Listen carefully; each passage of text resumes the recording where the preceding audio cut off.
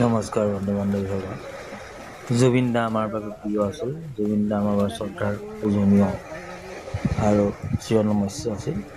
আৰু তেখেতৰ খুৰাকৰ ঘৰলৈ বুলি আমাৰ বিমলা বৰদলৈ ৰাইজৰ এটি সমদল বাহিৰ কৰাই তেওঁলোকৰ তালৈ বুলি যায় আৰু তাত গৈ দুখৰ সমবেদনা জ্ঞাপন কৰে। আমাৰ বিশেষকৈ স্থানীয় ৰাইজৰ উদ্যোগত আৰু আমাৰ ইয়াৰ চাহ মজদুৰ তাৰোপৰি স্থানীয় ৰাইজ সকলো মিলি এই ৰেলীটো উলিয়াই তেখেতৰ খুৰাকৰ ঘৰলৈ গৈ তেখেতলোকৰ ঘৰত গৈ সমবেদনা জ্ঞাপন কৰে। বন্ধু বান্ধৱীসকল, তেখেতৰ হয়তো এখেত বায়েক জুবিন দাতকৈ এবছৰ ডাঙৰ খুৰাকৰ জীয়েক।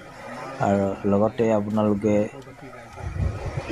স্থানীয় ৰাইজক গৈ থকা বা তাত আলোচনা কৰি থকা দেখিবলৈ পাইছে। বন্ধু বান্ধৱীসকল, আপোনালোক জনাবলৈ পাই সুখী হৈছে যে আমাৰ বিমলা বৰদলৈ ৰাইজে গাড়ীত ইতিমধ্যে তেওঁলোকে তালৈ বুলি আগবাঢ়িছে। সেইটো পূৰ্বতে আগত কৰা আছিল আৰু টিকেট কাটি পিছলৈ নিজৰ এতিয়া তেওঁলোকে ইতিমধ্যে ৰাস্তাত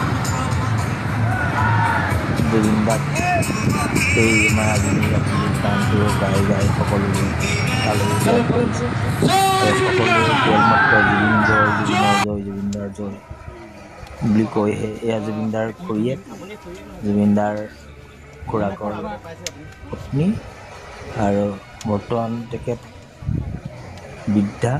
আৰু জুবিনদাৰ ঘৰ বা জুবিনদাৰ পৰিয়ালটোৰ অৱস্থা কেনেধৰণৰ আপোনালোকে নিশ্চয় অনুমান কৰিব পাৰিছে। জুবিন দা যদিও তেওঁ যথেষ্ট দামী আৰ্টিষ্ট আছিল, কিন্তু তেওঁ কাৰো প্ৰতি